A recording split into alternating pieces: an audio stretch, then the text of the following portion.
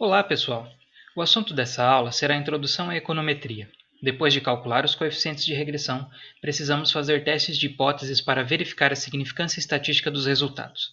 Além disso, podemos calcular medidas de qualidade do ajuste da regressão aos dados. Voltemos ao exemplo do salário por hora. Calculamos anteriormente a média condicional por nível de escolaridade e verificamos que a média do salário por hora aumenta conforme a educação. Então, calculamos o coeficiente angular da escolaridade para nossa amostra de 1.289 observações. Encontramos o valor de 1,37, ou seja, para cada ano a mais de escolaridade, o mais comum é esperar que o salário por hora aumente em 1,37 dólares. Mas esse valor é estatisticamente significante? Em outras palavras, se coletarmos outras amostras de trabalhadores, obteremos resultado compatível? Poderíamos repetir o exercício que fizemos sobre distribuição amostral com as vendas de limonada, agora para o salário hora. Extrair várias amostras aleatórias, calcular o coeficiente angular da escolaridade e plotar um histograma com os resultados. Observe que os valores calculados variam entre 1,20 e 1,50, sendo o valor central 1,37. O que queremos saber é se esse valor é significativo, ou seja, se ele é válido para uma amostra qualquer. Para isso, podemos recorrer a um teste de hipótese, conhecido como teste de significância individual. Utilizamos o teste T. Ele é a contrapartida do teste Z, que já usamos, mas para valores amostrais. Primeiro, estabelecemos as hipóteses nula, de que o coeficiente da escolaridade é na verdade zero, e hipótese alternativa, de que ele não é zero. Sempre usamos essas hipóteses no teste de significância individual. Além disso, escolhemos novamente 5% como nível de significância, ou seja, a probabilidade máxima que aceitaremos para rejeitar que o coeficiente seja zero. A 5%, o valor crítico do teste T é de 1,96. Quando a estatística T que calculamos é maior que 1,96, significa que a chance de estimar um coeficiente com valor zero para uma amostra qualquer é menor que 5%, e podemos rejeitar a hipótese nula em favor da alternativa. Por outro lado, se o valor de t for menor que 1,96, a chance de estimar um valor zero para o coeficiente é maior que 5%, nosso limite.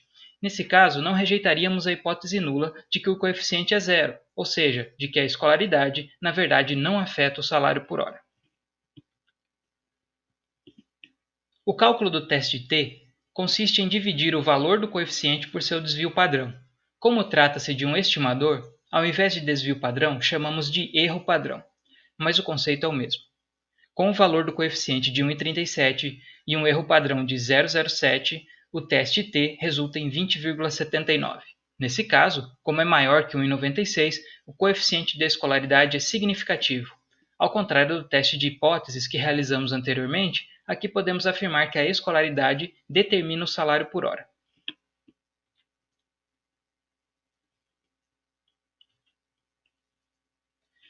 Outra forma de fazer o mesmo teste de significância individual é estabelecer um intervalo de confiança para o coeficiente da escolaridade. Aplicando as informações que conhecemos, observamos que o intervalo do coeficiente da escolaridade é de 1,24 a 1,50, com 95% de nível de confiança. Isso quer dizer que quando a escolaridade aumenta em um ano, o salário por hora também aumenta entre 1,24 e 1,50 dólares por hora. De outra forma, podemos dizer que se tivermos várias amostras de salário por hora e escolaridade, em pelo menos 95% delas o coeficiente angular estará nesse intervalo. Voltando ao teste de hipóteses, como o intervalo é positivo e, portanto, não inclui o zero, podemos rejeitar a hipótese nula de que o coeficiente angular da escolaridade possa ser zero. Uma terceira alternativa para o teste de significância individual é calcular o valor exato da probabilidade de encontrar um coeficiente com valor zero para a escolaridade. Já fizemos isso no teste de hipóteses de vendas de limonada. Observe que a probabilidade de encontrar um valor zero para uma amostra qualquer é muito pequena. Como adotamos como limite 5%, podemos novamente rejeitar a hipótese nula de que a escolaridade não influencia o salário por hora. Uma curiosidade aqui é que as três formas de testar a significância individual resultaram na rejeição da hipótese nula. Isso não é coincidência. O teste T, o intervalo de confiança e o valor P são a mesma coisa. Então você pode usar o que achar mais fácil. Vencida a questão da significância individual, vejamos o teste F, conhecido como teste de significância geral.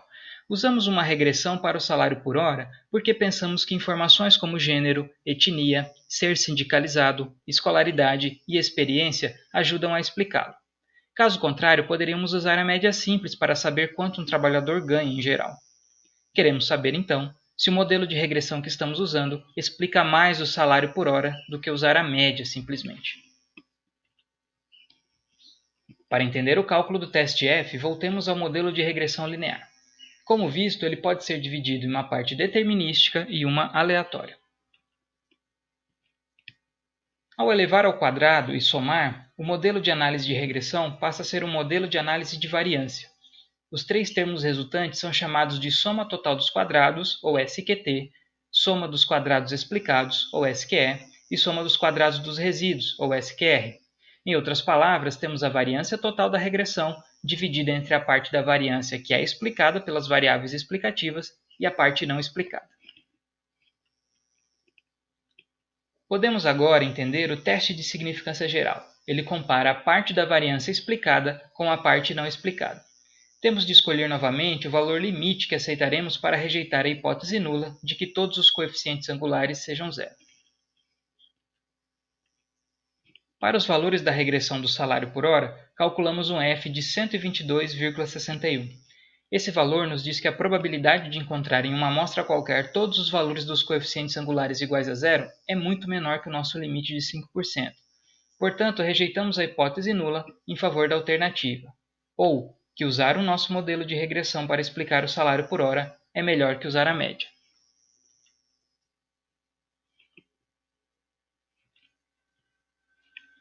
Existem várias medidas que indicam como os dados se ajustam à reta de regressão.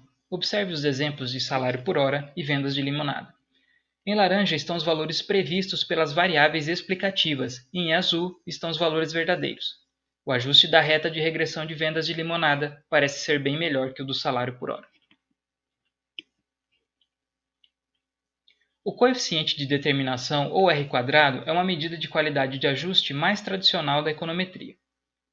Ele varia entre 0 e 1. Quanto mais próximo de 1, melhor o ajuste da regressão aos dados. O cálculo do R² considera a parcela da variância total que é explicada pelas variáveis incluídas no modelo de regressão. O R² da regressão do salário por hora é 0,32, ou seja, 32% da variância do salário por hora pode ser explicada pelas variáveis incluídas no modelo. De forma análoga, o R² de 0,98 das vendas de limonada indica um excelente ajuste. 98% da variação das vendas de limonada podem ser explicadas pelas variáveis incluídas no modelo. Medidas como o R² nos informam a qualidade do ajuste, mas o que determina se o modelo é bom são os testes de hipótese e a teoria econômica.